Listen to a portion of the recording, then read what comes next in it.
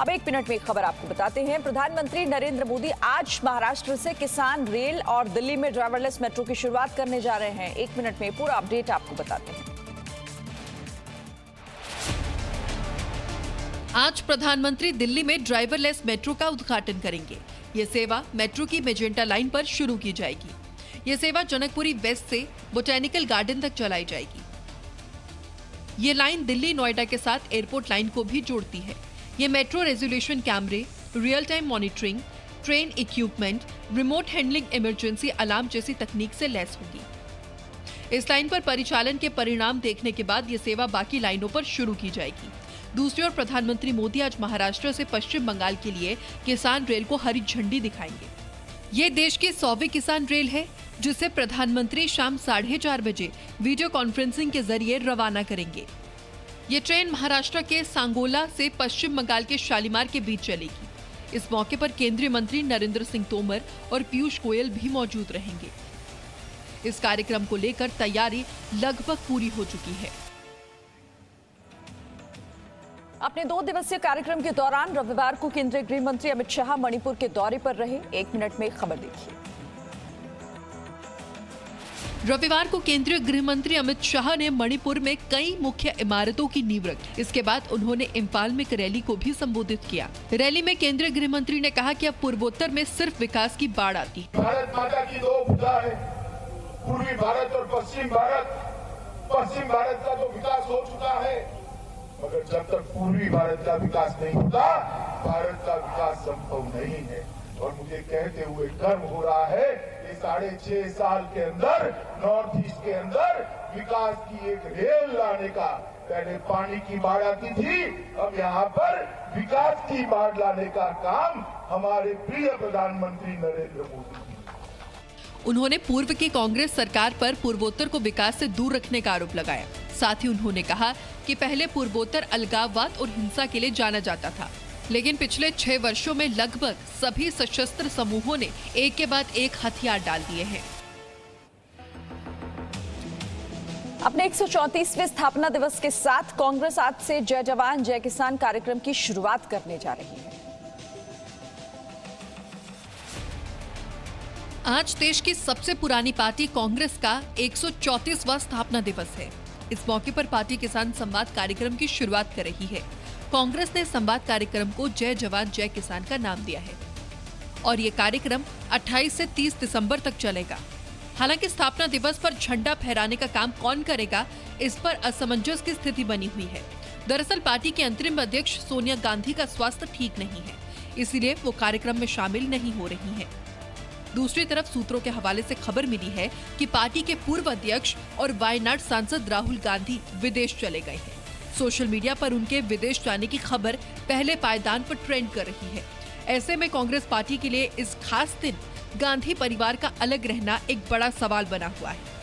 Party को आने वाले दिनों में अपना अध्यक्ष चुनना है, जिसके चुनाव के लिए पहले ही पिछले के दिनों से रणनीति तैयार की जा रही है। अखिल भारतीय किसान सभा के महासचिव ने 29 तारीख को होने वाली वार्ता को लेकर केंद्र सरकार को घेरा। 1 मिनट में पूरी खबर आपको बताएंगे।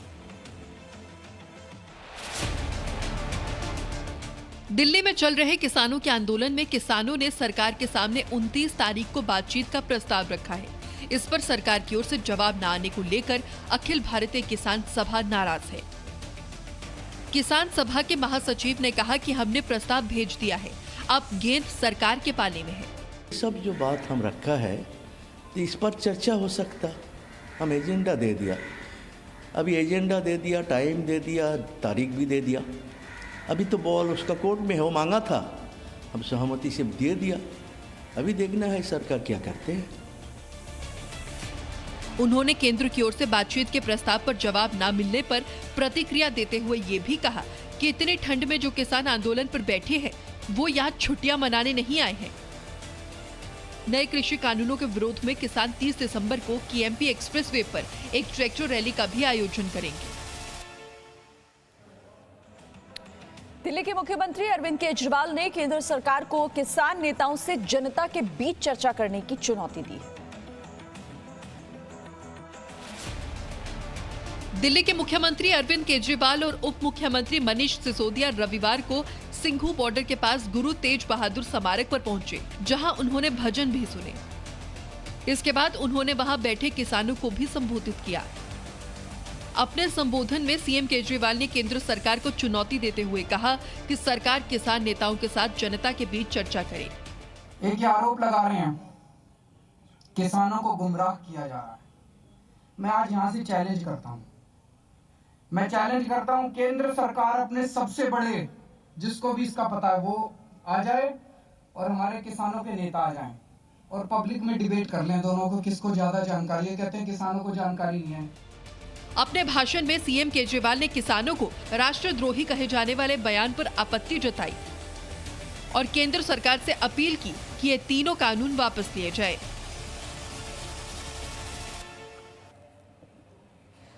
हाल ही में बीजेपी में शामिल होने वाले नेता शुवेंदु अधिकारी ने अपनी पुरानी पार्टी छोड़ने का कारण बताया है। 1 मिनट में ये जानकारी आपको देते हैं। बीजेपी नेता शुवेंदु अधिकारी ने रविवार को एक रोड शो किया, जिसमें लोग बड़ी संख्या में शामिल हुए। इस दौरान मीडिया से बात करते हुए शुवेंदु अधिकारी ने अपनी पुरानी पार्टी टीएमसी पर भाई भतीजावाद का आरोप लगाते हुए कहा कि पार्टी को अब कंपनी की तरह चलाया जा रहा है।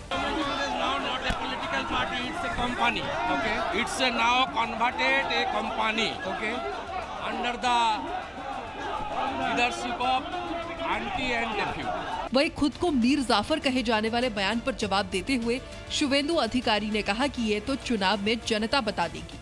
Midnapur people will react on the eve of the election. When election will be held, people will react regarding this allegation. हाल ही में गृह मंत्री शाह के 2 दिवसीय बंगाल दौरे के बीच शुवेंदु अधिकारी ने बीजेपी का दामन थामा और पार्टी के साथ साथ विधानसभा की सदस्यता से भी इस्तीफा दे दिया था। जम्मू कश्मीर हाईकोर्ट में आज रोशनी एक्ट के खिलाफ दायर याचिकाओं पर सुनवाई होगी। 1 मिनट में पूरी खबर देखिए।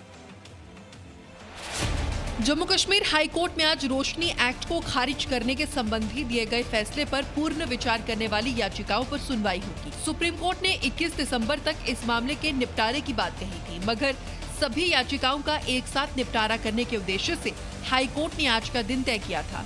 मगर इस बीच सुप्रीम कोर्ट ने ये भी कहा था कि इस मामले में जिन्होंने याचिकाएं पहले से दी हुई हैं, उन पर कोई कार्रवाई न की जाए। जम्मू कश्मीर के पूर्व मुख्यमंत्री फारूक अब्दुल्ला ने अपनी सरकार के दौरान राज्य में बिजली परियोजनाओं के लिए धन जुटाने के उद्देश्य से इस एक्ट को बनाया था, लेकिन इस मामले में ये आरोप लगता आ रहा है कि इस एक्ट की आड़ में प्रदेश की 20 लाख कनाल जमीन पर कब्जा किया गया।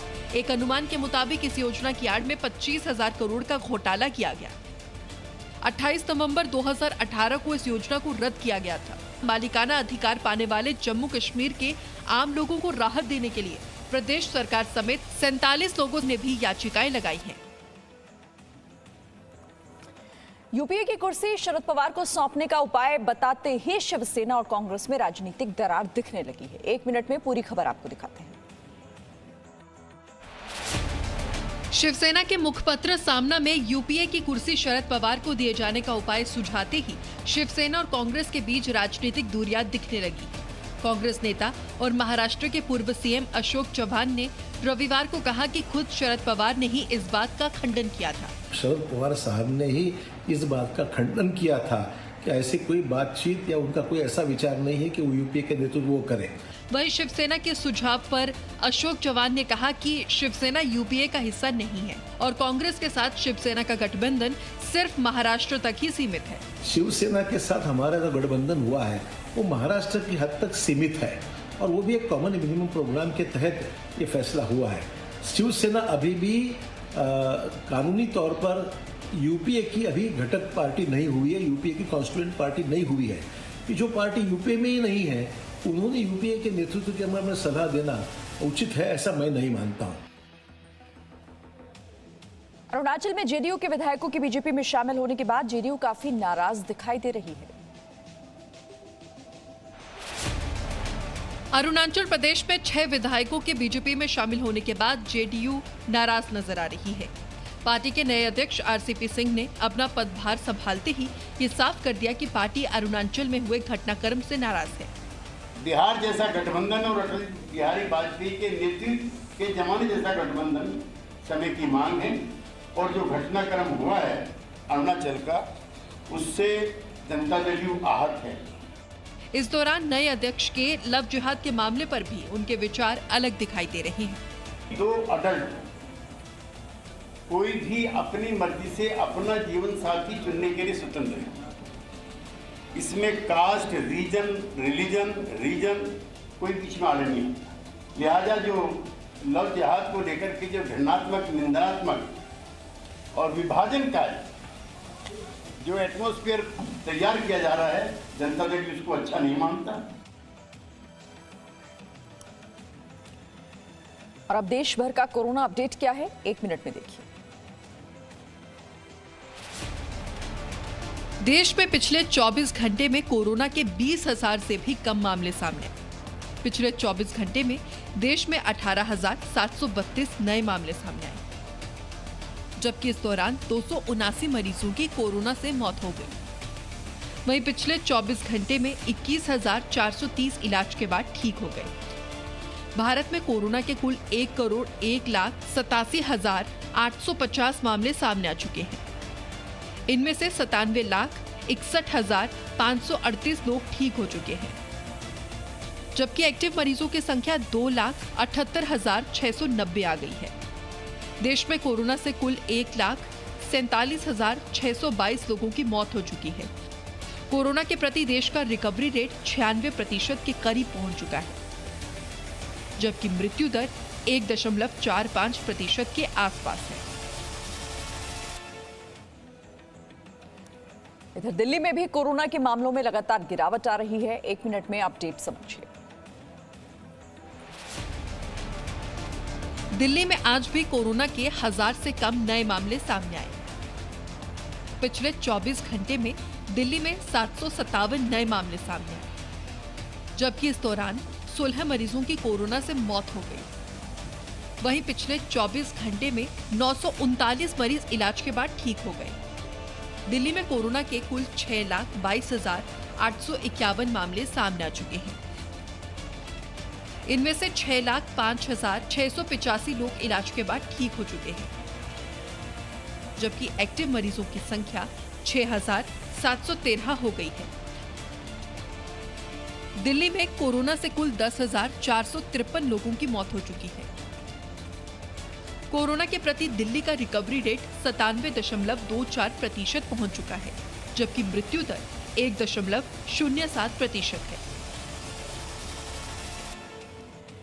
मध्य प्रदेश में विधानसभा सत्र पर कोरोना संक्रमण के खतरे के बाद 28 दिसंबर को होने वाला सत्र रद्द कर दिया गया है।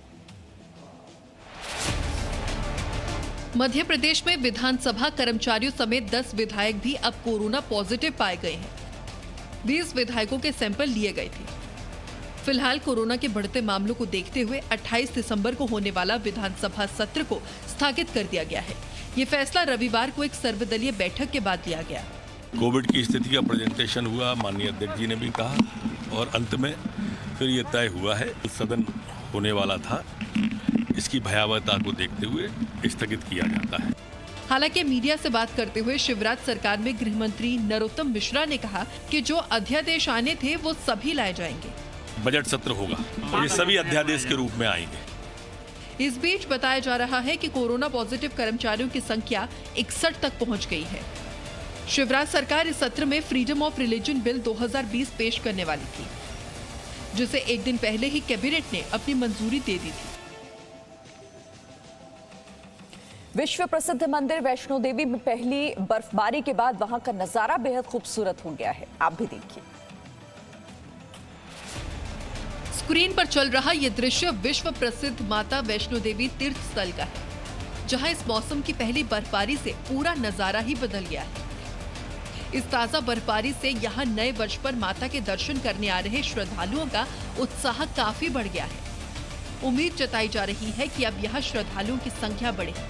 रविवार शाम से ही जम्मू के कटरा वैष्णो देवी समेत कई प्रसिद्ध पर्यटन स्थलों जैसे पत्नी टॉप, नत्था टॉप, सनासर में भी बर्फबारी हो रही है, जिसमें जम्मू के मैदानी इलाकों में बारिश और बर्फीली तेज हवाओं से कंपा देने वाली शीतलहर तेज हो गई है। मौसम विभाग ने भी चेतावनी दी है कि उत्तर भारत में ठंड से फिलहाल कोई राहत नहीं मिलेगी।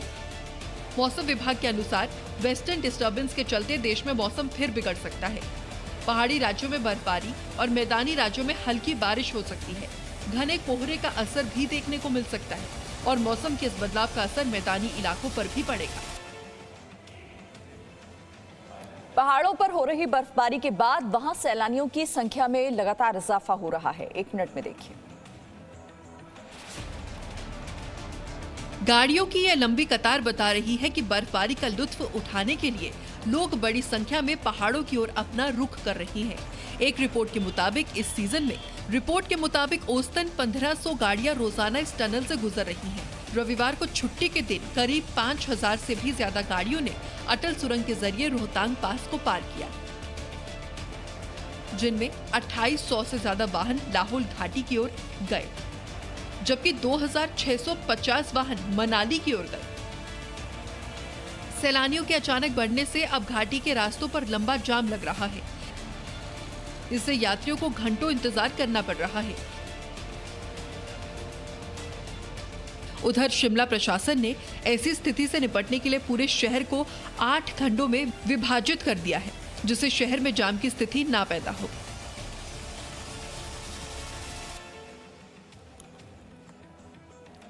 और दिल्ली में नए साल की शुरुआत में कड़ाके की ठंड पड़ने की आशंका है। दिल्ली में आज का तापमान 8 डिग्री सेल्सियस रिकॉर्ड किया गया है। दिल्ली में रविवार को अधिकतम तापमान 22.6 डिग्री सेल्सियस दर्ज किया गया। न्यूनतम तापमान 6 डिग्री दर्ज किया गया है।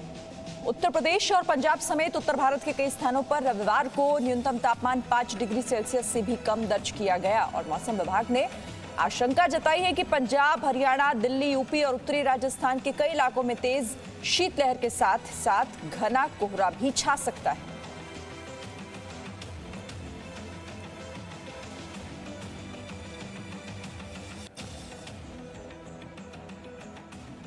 Presenting B News app, available on Google Play and App Store. Download it now.